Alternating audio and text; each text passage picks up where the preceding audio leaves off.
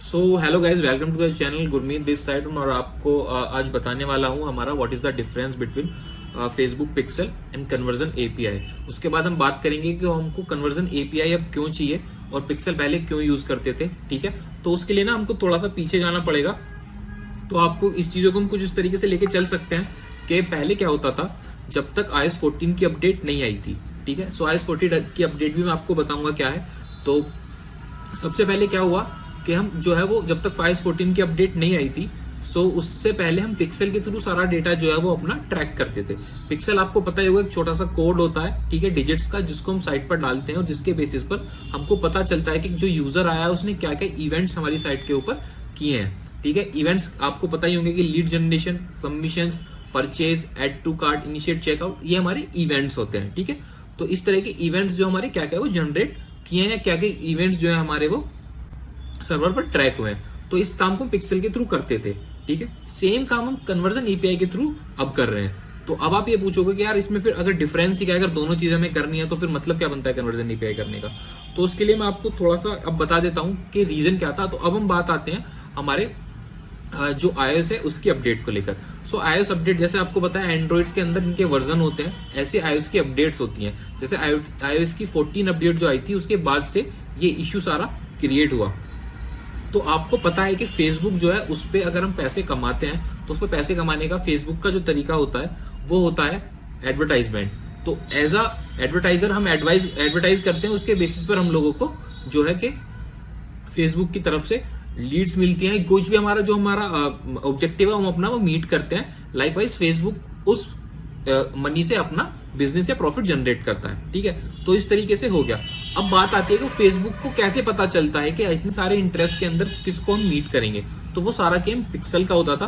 Pixel क्या करता था, जब आप पिक्सल किसी साइट पर डाल देते थे अपनी, तो उसके बाद फेसबुक क्या बोलता था कि जब भी आप किसी भी at the time of install, तब आप किसी भी ऐप को इंस्टॉल करते थे पहले, तो उसके अंदर तब ये ऑप्शन नहीं था। लेकिन iOS 14 ने क्या बोला कि अगर आप किसी ऐप को इंस्टॉल करोगे एप्पल के अंदर, तो that is totally up to the user के उसको उस ऐप के साथ में अपनी प्राइवेसीज जो है वो शेयर करनी है नहीं करनी है। प्राइवेसीज में आपने देखा होगा कैमरा, माइक एंड ऑल।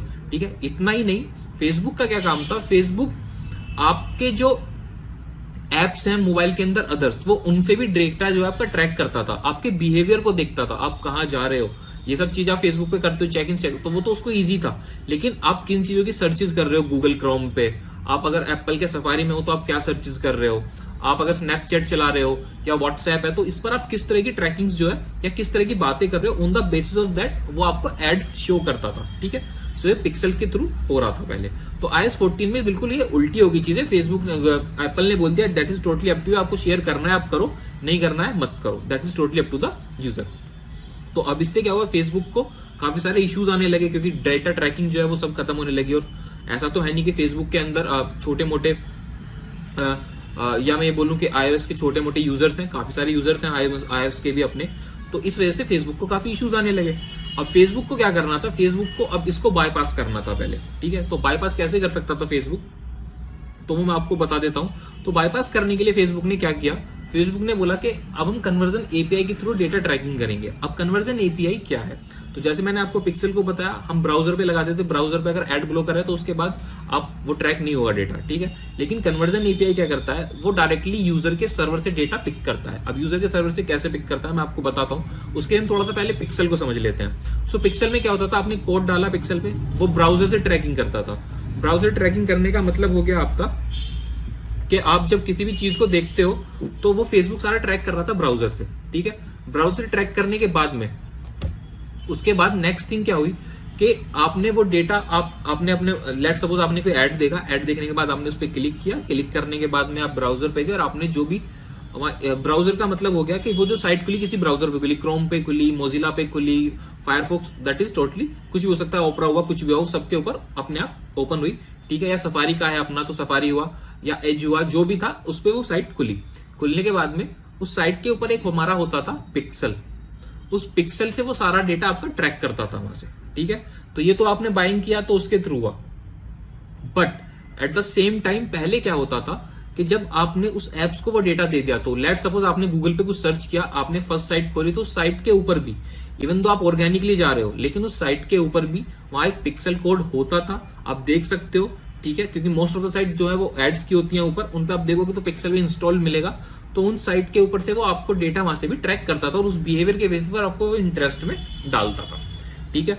तो इतना लंबा प्रोसेस था, पहले फेसबुक ब्राउजर से साइट और साइट के ऊपर पिक्सल से यूजर का डेटा लेना। अभी फिर क्या किया, जब पिक्सल के साथ ये इश्यूज आए तो फेसबुक ने बोला कि एक काम करते हैं, कन्वर्जन एपीआई बनाते हैं। कन्वर्जन एपीआई का क्या मतलब है, एक एपीआई की होती है, ठीक है, जब आप उस की को डालते हो, की को डालने के बाद में फेसबुक डायरेक्टली जो आपका डेटा उठाएगा that is totally from the server only. User का जो सर्वर होगा वहां से लेगा, उसमें ब्राउजर की कोई जरूरत नहीं है, किसी भी चीज की जरूरत नहीं है, डायरेक्ट वो उससे ले लेगा। क्योंकि गूगल ने क्या बोला, एप्पल ने क्या बोला, एप्पल ने बोला कि आपके हाथ में कि आप ऐप के साथ डेटा शेयर करना चाहते हो या नहीं चाहते, ठीक है, लेकिन यूजर का खुद का हमारा सर्वर होता है, ठीक है, वहां से वो फेसबुक फिर अब डेटा ले रहा है। तो इस तरीके से कन्वर्जन एपीआई के थ्रू फेसबुक ने अपने आप को स्टार्ट किया। फिर उसके अंदर हमारे पास ऑप्शंस होते हैं कि जब हम ट्रैकिंग कर रहे हैं कन्वर्जन एपीआई के थ्रू, तो हमें क्या क्या चीजें ट्रैक करनी है।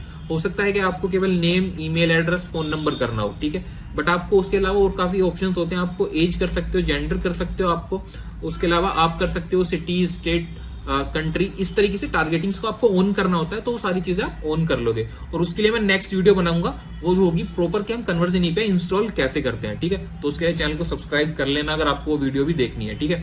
तो लाइक भी कर देना और कमेंट करके बताओ कि हाँ कैसी लगी वीडियो, कितना आपको समझ में आया, ठीक है। तो इससे क्या होता है यार, हम लोगों को थोड़ा मोटिवेशन मिल जाता है, और तो कुछ नहीं है, ठीक है, क्योंकि फ्री में कंटेंट यार आप लोगों को दे रहे हैं, तो इन रिटर्न में आप लाइक्स तो हमको दे ही सकते हो, ठीक है, और कमेंट तो कर ही सकते हो। सो मैं मिलता हूँ आपसे अगली वीडियो में, तब तक के लिए बाय बाय, टेक केयर और बाय।